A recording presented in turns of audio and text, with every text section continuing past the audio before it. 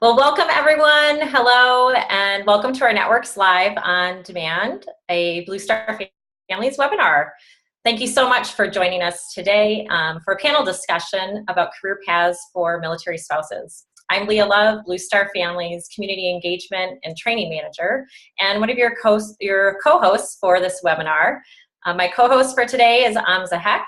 Amza is our Washington, D.C. chapter director and leads all of our local community engagement in the DC region. I'd also like to recognize Liz Jones, who is on with us today. Liz is our careers coordinator with Blue Star Families and runs our Networks Live on Demand series. So thank you, Liz, for coordinating everything today and supporting us on the back end of things during this webinar. Before we get started, I just want to take a few minutes to go over a bit of Zoom information. In the Zoom webinar platform, you'll see that there's audio settings, Q&A, chat, and raise hand. If you have a question, please enter that question in the Q&A box, and we will read it out loud for our panelists to answer. You can also connect with us or everyone on the webinar by using the chat feature. And as always, if you would like to reach out to the team directly, we can be reached at careers@bluestarfam.org. We have two great spouses with us today who are going to share a bit about their own experiences in navigating the challenges of pursuing a career while also being a military spouse. So Amza, I'll let you take it from here in sharing a bit about each of our panelists. Thanks, Leah. It's been my pleasure to get to know both of our panelists, Annette and Rose, as military spouses and members of Blue Star Families. And I just want to start out by thanking you ladies for being so generous with your time and expertise this evening. Annette Maldonado, our first panelist, is a leading expert in higher education and workforce development, emphasizing in curriculum design. Currently, she is an adjunct instructor at George Mason University and a consult in professional development. She has held positions as financial manager for the DoD, chapter lead at In Gear Career for the DC region, and a board member at the other side of service. Rose Purcell, our second panelist, is a lawyer who works as a regulatory counsel at FDA's Center for Tobacco Products. She holds a master's degree from Georgetown University's School of Foreign Service. She has supported her husband through 9 duty stations and 5 deployments. Rose understands the career challenges faced by military spouses, particularly the resume implications of frequent moves and gaps. Excellent. Well, we are so excited to have you both on today, Rose and Annette. So thanks so much for joining us. To get started, if you could each just kind of tell us a little bit about your career path and how you got to where you are today. So Annette, let's start with you. All right. So thank you for having me.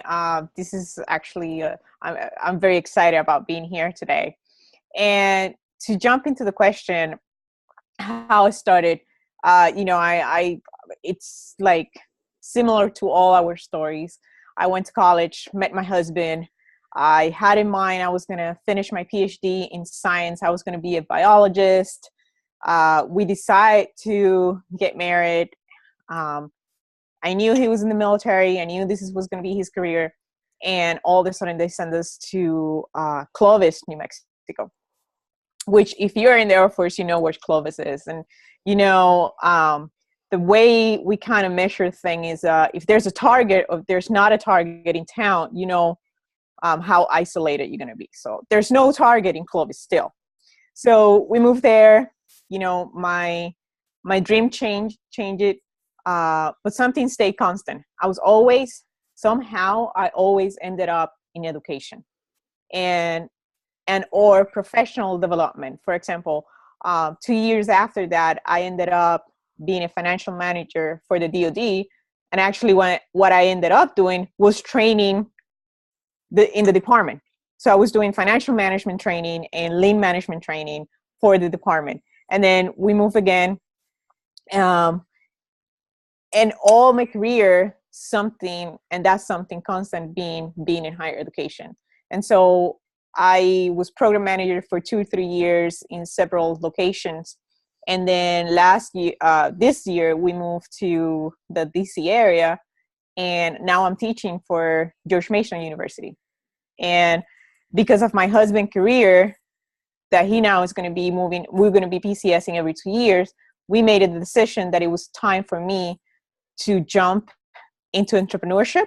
So now I'm doing exactly what I was doing before, but in my own business. So I'm consulting in professional development. I took all those experiences that I was gaining before, and now I do it in my own. And so I'm being able to move that business with me. Excellent, excellent. And I feel like you touched on this just a little bit, but along that kind of path, what are some of the choices that you feel like you and your husband have made to kind of support your career, or what are some of the choices that maybe you would have wished that you had made along the way? So I kind of have to, I can go two ways in that answer, in that question. Number one, I think if I would have knew, or I had not the motivation, I think there was no lack of motivation, but if I knew what I know now, I would have jumped into entrepreneurship long time ago, because I think now I'm like, I can do this. But 3, 4, 5 years ago, I was scared. I was scared of PCSing and not knowing what I was going to do. I was scared for PCSing, moving to a new location, and then couldn't do my job. Now I notice that there's a support system that I have, and with all the technology that we have today, I can take my business with me. That's number one. But I always like to do I'm an educator, I'm an instructor, I love to teach, and so I've been able to take that adjunct job everywhere I go to, because of the connections that I have made. Decisions that are hard, that we have made it. Sometimes we have decided for him to go on a 365, for me to be able to stay in one location and be able to continue my job, or school, or do something, because we knew that if I was going to quit my job, it would take a long time for me to get back where I was. So. Absolutely. And those are always such hard choices to make, right? Yeah. And I think it's something that most of us spouses can really relate to in kind of, traversing these paths. Great. Well, let's shift over to Rose. If you can just kind of share with us a little bit about, your career path and how you got to where you are today. Okay. So thank you so much for having me today. I'll just share a little bit about my story and my husband's story. So my husband and I met on a study abroad program in Moscow, Russia, before our senior year in college, and that becomes relevant as far as our career paths, or what we thought were going to be our career paths. 4 years after we met, we got married. I was then finishing my graduate degree at Georgetown University School of Foreign Service, so I was studying Russian studies at the time. Looking back, I don't think either of us knew at that time how difficult it was going to be. We certainly could never have predicted 2 decades of military conflict, because we assumed that our careers were going to be complementary. He would start as a tank officer, and then he would transition to a foreign area officer, and I was going to work in the Foreign Service or some other similar organization. As it turned out, though, like so many military stories, Mike's military career was very different. It started with an immediate deployment to Haiti after we got married, and then he went to Iraq when our children were very small, 2 deployments in the Republic of Georgia, or the country of Georgia, and then to Afghanistan. So this meant that during this time, my primary focus was really keeping our family as stable and emotionally healthy as possible. We were constantly moving our children. My son was very shy and often very ill when he was young. So career-wise, I've only begun lately to understand the impact of this on my original trajectory. So everything since my husband, we got married, basically has been really finding things before we came to DC. It was finding things to stay on track. So I taught some college classes at Fort Knox and 29 Palms because I had my graduate degree and I was able to do that. I really enjoyed that. And sometimes I was able to reconnect to my original career. We moved to Monterey. I worked at the Naval Postgraduate School, and I was able to work and study in Moscow, Russia, when we were stationed there. Other times, when the impact was particularly difficult on our kids, I chose to put a hold on my career, to help them to adjust to new schools or to learn a new language. They went to Russian school when we were in Russia. They went to German school when we were in Germany. So I also learned the language so that to help them. So in the end, it may have been our move to DC 6 years ago that proved to be the end of my original career trajectory, or at least my awareness of it. It may have ended much earlier and I didn't know. So specifically, our plan was to be here a year, and then we were supposed to move to Russia, where I was going to finally get my job at the embassy, for which I received a State Department call. And it turned out, though, that Mike and I decided, our children were entering were actually in their teens at the time, and we decided that it would be better for them if we stayed in one place for them to go to high school. So Mike started his transition to retirement, and I faced a very unfavorable job market, particularly for a woman in her 40s who'd moved 9 times in 18 years. So I was able to get an unpaid fellowship at the U.S. Attorney's Office as a federal prosecutor. I worked 60 to 80 hours a week for 8 months. It cost us about $9,000 in child care. After that initial fellowship, I found that the DC job market was very difficult, and a lot of organizations, particularly even the U.S. Attorney's Office, they wanted consecutive unpaid fellowships or internships. We couldn't afford that during my husband's transition. So the end of the story is the job that I have now. I did end up taking, in the end, a straight up pay the bills while my husband went back to school regulatory job with the FDA, for which I was very overqualified. I know that I was lucky to get a GS job at the time, but it really wasn't the path that I was originally on. I'm still there 3.5 years later. And while I've had the advantage of federal work at home programs, and I've been promoted very quickly, and I'm projected to be a GS 14 in the next few months, the job has not offered any career enhancement opportunities. So I haven't had details. They don't allow details. I haven't been able to travel, and I haven't really had a lot of opportunities to broaden my experience. So what I have now is job experience, which is what I didn't have before, but I still face a challenge of finding a more fulfilling career path. And that's what I'll talk about later in the advice section that I'll give. Is really that should be the key, is finding a fulfilling career as a military spouse. It may not be your original trajectory. And I didn't see that maybe it wasn't going to work during that time. But so we can talk more about that. Absolutely. And Rose, I just love how your story, I think it's something that, again, a lot of us can relate to, of, the best intention of plans, and how, sometimes, we have to make those adjustments, and things happen that we, even if we thought it was going to be such smooth sailing, right? Absolutely. So same to you that I kind of had posed to Annette, as far as different choices, that you and your husband have had to made. What do you see as some of those kind of key choices, and maybe are there any choices that you would have wished you'd made any differently, or how did you kind of come to those moments when you had to make those choices?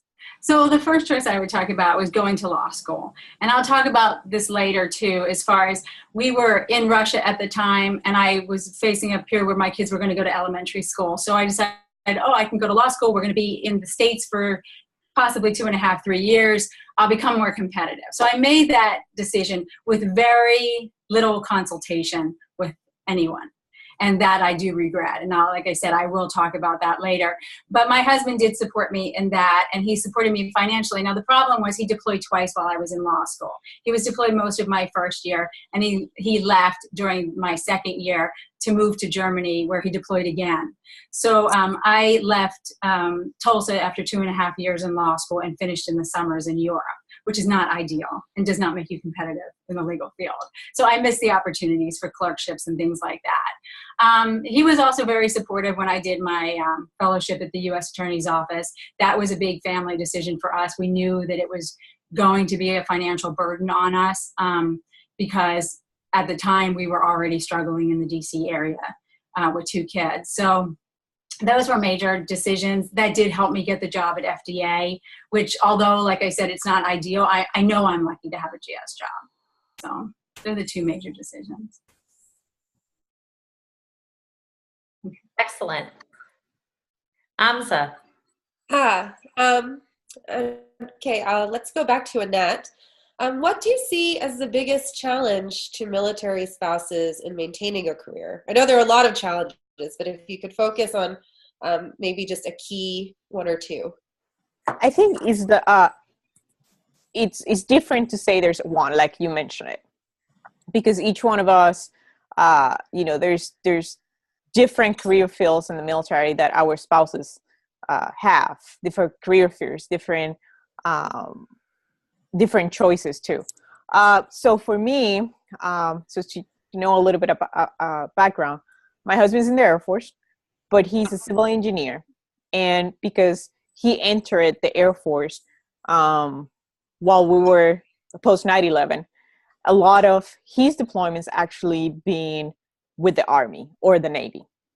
So he's not a regular Air Force active duty kind of person that way.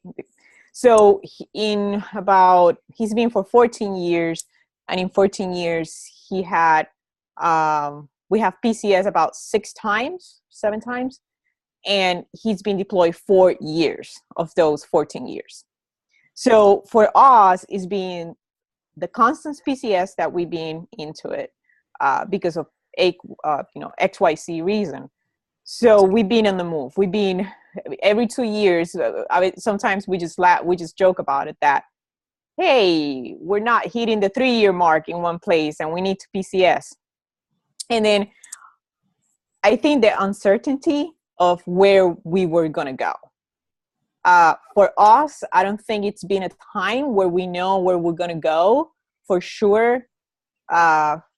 Probably 2 months before we leave, 2 months before we PCS. So I cannot even look for a job. What I knew we're let's say I knew we're PCSing in the summer, but we didn't know where. So I couldn't start looking for jobs. I couldn't start networking. I couldn't start doing anything until for sure we knew where we were going to go.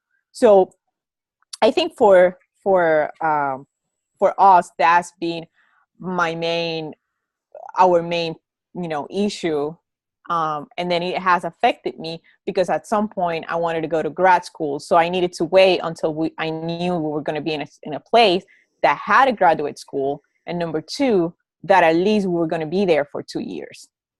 So for that reason, he had the opportunity to actually go to the Air Force Institute of Technology to do his master's too. And we didn't have kids by that time, but it was only an 18-month assignment. So, and there is a graduate school, Wright State University, like across the street. So I needed to do that program, which usually is a 24-month program, in 18 months. Wow, and that's really fast. So yeah, we could, even though we were in the same house, we didn't see each other for 18 months, pretty much. Because I was, and actually I got an opportunity during that time to work as a GS too. So I was going to school and going to grad school, and I did it in 18 months. So I think that was one of our biggest issues, our biggest, that we did in this 14 years. So what would your advice be to spouses that are going through that challenge now that you've been through it? Because I know a lot of us, and a lot of our family members that I've spoken to are facing those decisions and those choices. So I can answer that question. I can go many ways on that question, but my advice is that there's hope, and that there's many career-minded military spouses out there. We just don't know where they are, but they are. Also, the other thing is, do not you had a dream. You went to school and you had a plan, right? For me, my plan was, I went to school, I got my bachelor's, I'm going to grad school, and I'm going to get my PhD, and I'm going to continue in academia. I couldn't do it, and my path changed, my dream changed. But it didn't mean that I wasn't going to keep doing what I wanted to do.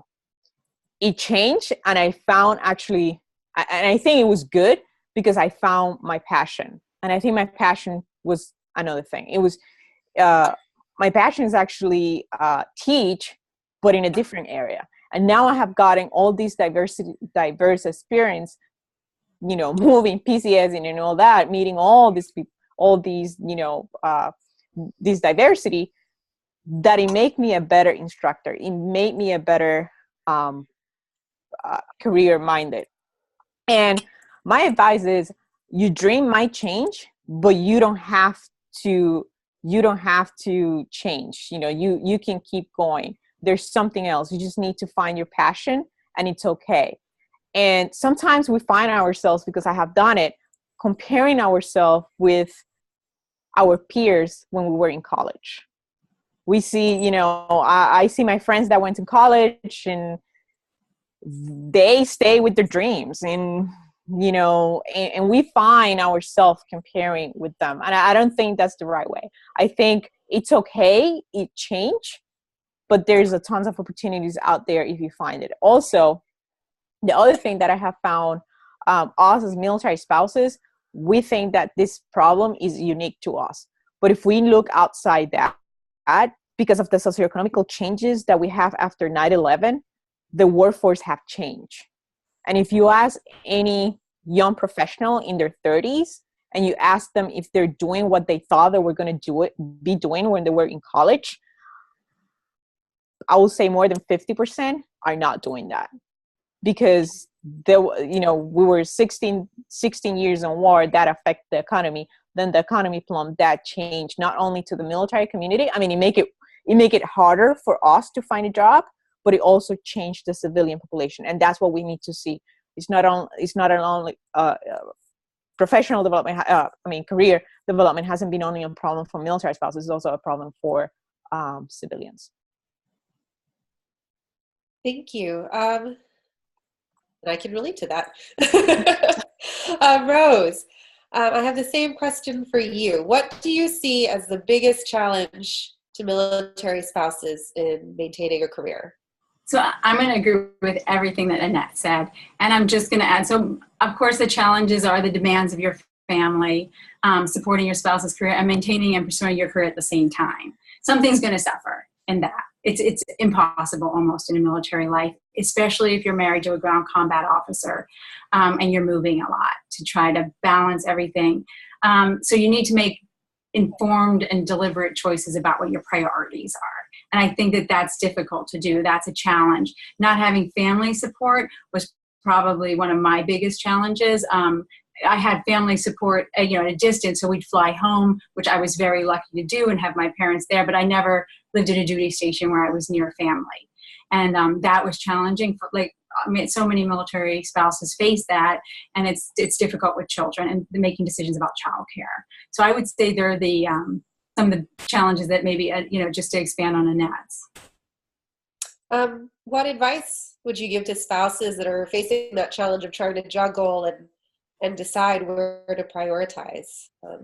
I absolutely agree with everything Annette said on this issue too, but I guess being older and being able to look back after retirement, I would say know yourself and make decisions about your family and the unique circumstances of your family, not somebody else's.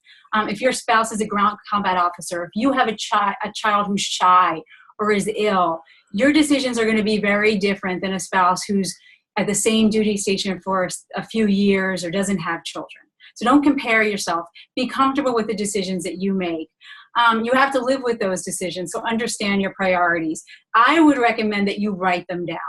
You write them down at the time you're making decisions. You write down your priorities so that years later, when your husband is going through retirement, that you are transitioning, that you look back and you ask yourself, why am I in this situation? You can look at those notes and you can understand a little bit more about the choices that you made. Because I can tell you that I would include myself in military spouses that often look back with some kind of resentment towards their spouse or some kind of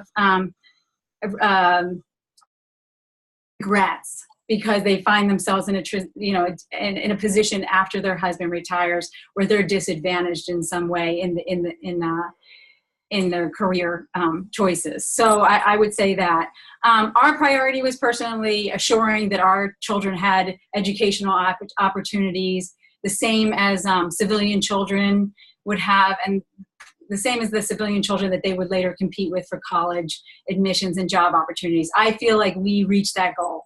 My son is successfully in college, in the college of his choice. My daughter is headed to the college of her choice. So we reached that priority, so I can look back and know that. So that would be my advice, in addition to what Annette also said. But mine's a little more personal in the fact that you need to understand your priorities, communicate with one another, and really be honest with one another about what your priorities are and and be prepared emotionally and financially to handle that afterwards.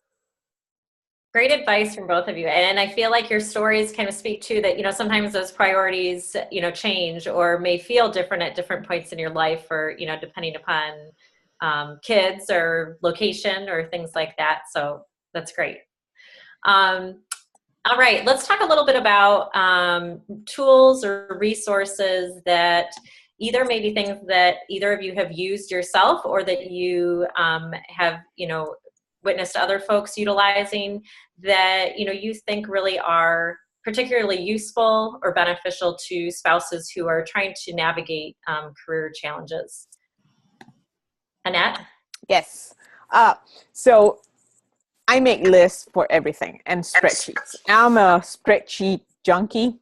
So I'm going to tell my example as a story. So every time I move, or every time we PCS to a new place, I take a spreadsheet and I made 3 tabs, and each one tab is for military resources that are available in the area. Then another one is national professional organizations that I can be part of. And the other thing is local resources. Because I think us as military spouses, we do not take advantage of the local community. And the local community, in many places, they do want to help us, essentially here in the United States. It will be a different case when you go overseas, depending where you go. But I think we need to take advantage of the local resources. And local resources, I will say universities that are around you. If you're near a university, they have a career service office. And usually if it is a state university, and a lot of the private universities, those resources are free and to anyone.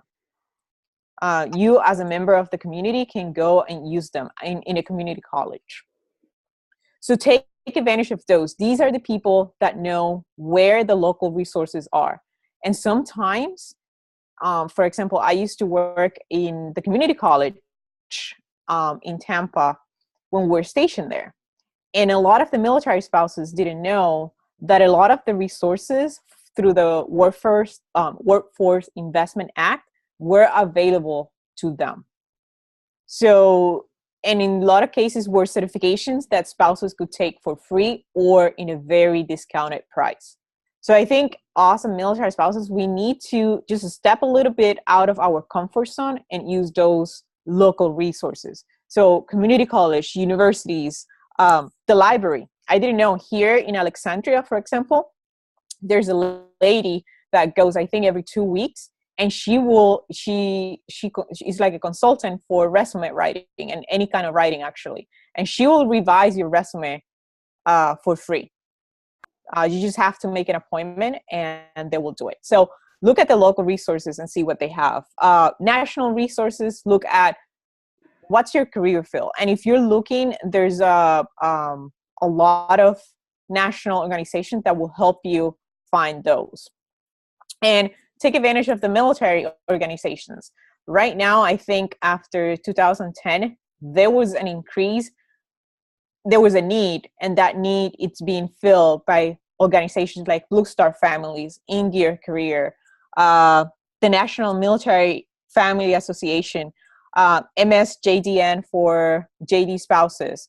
I think these organizations are doing a really good job in help us find what we need and help us define and connect us with the community. And to be able to find a job, I think there was a research done a couple years ago, and I think it was by a military spouse, that found that I think it's like 70% of the jobs are not advertised. It's because who you know will be able to, if that person connects with you, they can visualize you working for them or in their company or their organization. And if they can, they will make a job for you. They will position you in that job. And the way you find that, it's by networking. So either networking in military organizations or outside, you need to use those tools to find your career. Absolutely. And I love, that real community engagement connection, right? And kind of really plugging into things, because I think you're right. There's so many things local to each community outside of the military realm that sometimes we forget to look at, right? And forget to really utilize for what's there. Great. Rose, what would you add to that of, different resources that you may have come in contact with or utilized that you would recommend to spouses? So I absolutely agree with everything Annette referred to. I think that networking and seeking mentors is incredibly important before you invest in education, before you decide on an actual career path for yourself. So, part of this is ultimately the issue of do your research. Do your research before you spend any money, before you move forward. Make sure you're understanding the field that you want to go into, the state of that field at the time. Some of us, like for me, I was out of the workforce for a long time. I didn't understand the state of the legal field when I re-entered or when I chose to go to law school, and I didn't reach out. I didn't reach out to a lawyer to talk about that and to say, will I be competitive? These are important things that you need to do before you invest your time and money. So I know Blue Star Families now has a mentorship program. These programs weren't available years ago. So this is really unique to this new generation of military wives, and I'm really excited for you. So Blue Star Family has the mentorship program. It's on their website. You can attend networking events locally. Don't be shy when you're at them. People are there to help you reach out. The purpose of it is for you to get advice. I would also recommend creating networks within a community, same thing that Annette said. Talk to people in the civilian community where you live, people that hold GS positions, private sector employees that work in the fields that interest you. Let people know you're thinking about a career, and ask for informational interviews. That's a really good technique. People aren't as put off if you ask for an informational interview because they don't feel like you're asking them for a job. So I would say that's a good technique. And one of my daughter's friends is actually the person who referred me to the job at FDA because she knew I was looking for a job. Let people kind of know you're looking for a job and then see if they know anybody in that field or any job opportunities. I would also recommend using your colleges, if you went to college, your college's career center, and networking at either your college or even your high school. My high school has networking events that I'm seeing now becoming more and more common because it's like Annette said, people are changing careers more than they ever have before. So if you've graduated from a university, go to their career counseling center, or like Annette said, you can go to one even if you haven't graduated from that school and see if they'll make their resources available to you. I went to Georgetown University, even though they knew I was not working in that field anymore, and they helped me with my resume. So I would highly recommend doing that. People do want to help you. Giving you a job is a different thing than helping you. So they want to help you, and they will. Also, like there are people you know from your past that have the careers that maybe you might be interested in. People from high school, like Annette said, we do have peers that have moved forward, and they may, have some advice before you go to law school. Think about the investment and make sure you're on law review. Make sure you have time to do a clinic. Don't leave after 2.5 years and go try to finish overseas. That's a really bad idea because you'll miss your opportunity for a clerkship. Things like that, the advice that could have saved me a lot of stress. take a career that is consistent with the demands of your military lifestyle. And hearing Annette's story is really great for me. This is a bit of advice that I'm kind of going in a different direction on this question, but she was very open to a different career path. I wasn't. And it didn't take it till like hit me in the face that I wasn't getting there, that I had to readjust. And by that time, I had lost a lot of opportunities that had been open to me on military bases. Teaching is one of them, being an instructor. I love teaching. So what do I do at night now? I teach ESL for fun.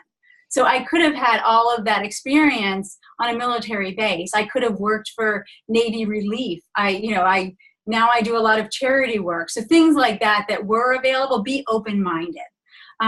You may have to adjust to your life, but there are very rewarding careers out there. It doesn't have to be exactly what you went to school for. And then I would say my other thing, and this is, like I said, a bit of advice, to be careful about taking classes online. This has to do with networking. When you take a class in a classroom, you're meeting your teacher and you are networking. So unless you really have to take a class online, I'm not representing Blue Star families and saying this. I would say that I used to teach college classes, and I could say it's a great networking opportunity. You meet other kids in your, not other kids, but other students in your class that may actually be interested in the same fields. You're meeting the faculty at a school, and they may know somebody that they can refer you to. So I would say be hesitant, be careful at how many online classes you're taking, how many online programs you're doing, because the problem with the military career is you're isolated. So to prevent further isolation, try to network outside of the military. And that's a great opportunity to do that, is actually get into a classroom if you're going to go to school. These are so many great resources that you both are talking about. I think I'm going to have to go back and listen to the recording and write everything down. But, going back to networking, when you're networking or in your resume, when you're presenting yourself for a job, how would you address gaps in your resume or job changes from PCSing and from maybe going back to school and some of the choices that some of our spouses have made? And Annette, let's start with you. Yeah, I have one that I read, I think it was last week. I was researching some information on resume writing and how to address this question, an interview. So one simple thing actually in a resume is that a lot of people I have seen that they write, they have this job and they write the month and the year. So actually now just write the year, don't write the month. So it looks, it looks less time, because from 1 year to another, so that's 1 year, 2 years, not from months, it can mean 9 months or 8 months. So that's something simple that you can do. But I think the golden rule is never lie. Be truthful to what actually it's going on, I'm not saying that you should say the first thing you should answer is say, hey, I'm a military spouse. No. If they ask you why there's a gap in your resume, tell the truth. You took a couple of years off because your family relocate because of your spouse job. Address the question with the truth. You took, my kids were younger. My kids were, toddlers, and I want to stay with them. I don't think there's nothing wrong with that. Addressing that question with the truth, because they're going to find out at some point. And again, if I go back to what I said, that the workforce have changed as military spouse, yes, there's gaps in our resume because we move, we PCS, we can find jobs. But the same thing is happening to other parents in the civilian world. Right now, if you research a little bit about the workforce, you're going to find childcare, it's impossible. I mean, if you have 2 kids, basically one salary, if both work, is for childcare. So a lot of families are actually deciding to take those, 2, 3, 4, 5 years until kids go to school, to one of them step out or step back from the workforce. So you should not be afraid to answer that question in that way, that you took a couple of years off, to stay at home and take care of your kids, or there was a family relocation, I think as long as you know how to answer that question, but also during that time, you can volunteer, and you can do not only volunteer, you can go to school and do something to reinforce that you didn't just, step back and I didn't do anything. No, I volunteer. When I say volunteer in a smart way. So, for example, if you're saying, well, I'm thinking that I actually do like teaching. So maybe go teach a ESL class, or go teach for the Family Readiness Center a class, a finance class, or something that it's in your career field. So that will keep your skills update. You're thinking, hey, maybe I want to be a financial advisor. So start volunteering, in those kind of groups of helping families with their finance. And if you can go back during those years, you want to be active during those years to show in a resume that you did something else. Go back to school. And I'm not saying you have to go to school for a different degree. Actually, another change that being in the workforce is they value certifications right now sometimes more than a degree. There's some career fields, and I can tell you in technology, if you have a certification in coding, no matter if you have a bachelor's or you have any kind of degree, they value that more because there's a shortage of coders right now for the demand. There are other certifications in IT that only takes 4, 5, 6 months. And actually there are programs that are helping military spouses and veterans getting those certification at low cost or for free. So during those times, be active, either volunteering or doing something for school. And if you have an interview and you need to address those gaps, be truthful, but anticipate that question and prepare yourself to answer it. In an answer that sounds that you were active and that it was for a good reason. Thank you. Those are some great tips for addressing resume gaps and job changes and being honest. And I like the perspective that you gave on how many other spouses outside of the military are also dealing with those challenges. So I'm going to turn it over now to you, Rose, to see, and ask you how you would address, if you would at all, the resume gaps and job changes. So I think Annette, again, gave some great advice, and I absolutely agree with her. And I've heard that advice actually from career counselors that I've gone to. One thing I do now that my husband's retired, I do put on that I was a military spouse. It's not as much of a liability for me. And after your husband leaves, I don't think it is either, because we're settled. So we're not going to move. So that issue is not as big for people, for retired military spouses. So if you're applying for a government job, of course, you're going to want to use your spousal preference. So they're going to know for government jobs. But for the civilian sector, I will absolutely agree with Annette. I've done some research on that myself. The era of lifelong employment is well over. So people are changing jobs often. It's not that strange for an average. I think the average person changes between 10 to 15 times. They change their job between 10 to 15 times in their career. And that's just on average. So it's not as strange as it used to be to have the changes. Now the gaps are another thing, but I am seeing people in the civilian sector that are choosing to stay home with their kids. My neighbor, for instance, has 3 small children. It wasn't financially feasible for them to have her work because childcare would have been too expensive. So I don't know that employers are going to focus as much on the job changes. They will on the gaps, like Annette said.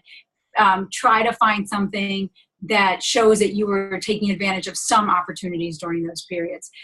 Try to have a consistent path, they don't have to be identical jobs, but jobs that have something in common that lead you somewhere, that show you have an interest in something that's pretty consistent, and that will be helpful. But a few years off, I don't think that's a problem, especially when your children are young. Most people understand that. It's just, for me, I stayed out too long.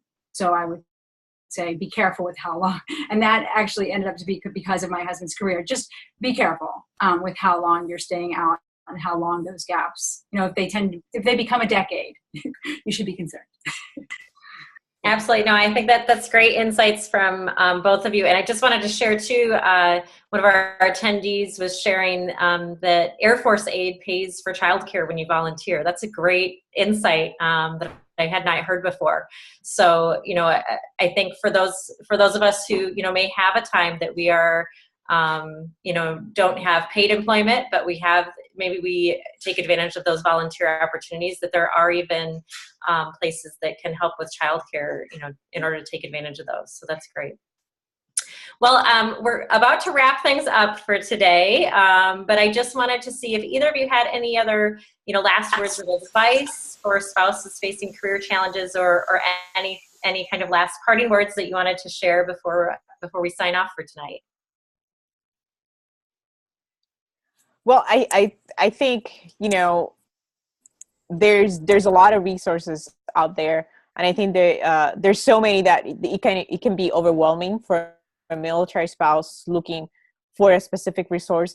But I think getting outside of our comfort zone and keep networking in your community, or even, you know, if you do it in Facebook group, be smart in which Facebook groups you belong to, and how they can help you find your next move. And they can help you. They're very helpful. And it's okay if your career, your dream job change. I think, you know, you go, if you have any questions, go out tomorrow, stop at a coffee shop and start asking strangers, you know, if they have their dream job, you know. And you will see, you know, just do that until you find creepy guy. Just stop there. But I bet more than 50% of them are going to say that at some point it had changed. And it's not because they're military related, as civilians. And you will see that it changed, and there's a lot of opportunities out there. It's okay. Find your passion and embrace it. And there's a lot of books, there's a lot of online resources that you can use. You can take a class, you can do all that. And there's a lot of us that want to help the new generation of military spouses. So we're here to mentor, we're here to answer questions, and there's light at the end of the tunnel. Believe me, you're going to find that opportunity. Excellent. I love that. Yes, and I think you're right. You know, being open to opportunities and being able to adjust and you know, with those you know, challenges and changes in life. It's so true. Rose, anything you'd like to share as we before we sign off here?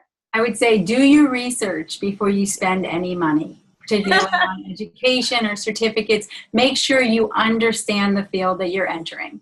So that would be my biggest bit of advice. Before, even if you use your husband's GI Bill, what a great resource. Make sure you use it wisely for yourself if you have that opportunity. The other is network as much as you can, outside of the military community as much as inside of the military community. And that's a great way to find about information about opportunities. And you might make some great friendships too. And I guess last is, I think this generation does have a lot of resources, and I'm so excited for them. And if I can help in any way, if anyone would like to reach out, like Annette said, we're here for you. We've lived the life, we understand your challenges, and we'd love to help. Wonderful. Well, thank you so much, both to Rose and Annette, as well as to all of our attendees today, for joining us tonight. We really appreciate you coming here and being with us. So please be sure to share today's webinar with anyone that you think could benefit from the great insights that were shared today. And stay tuned for upcoming webinars as part of our Networks Live on Demand series. So thanks everyone for coming, and we appreciate you all attending today.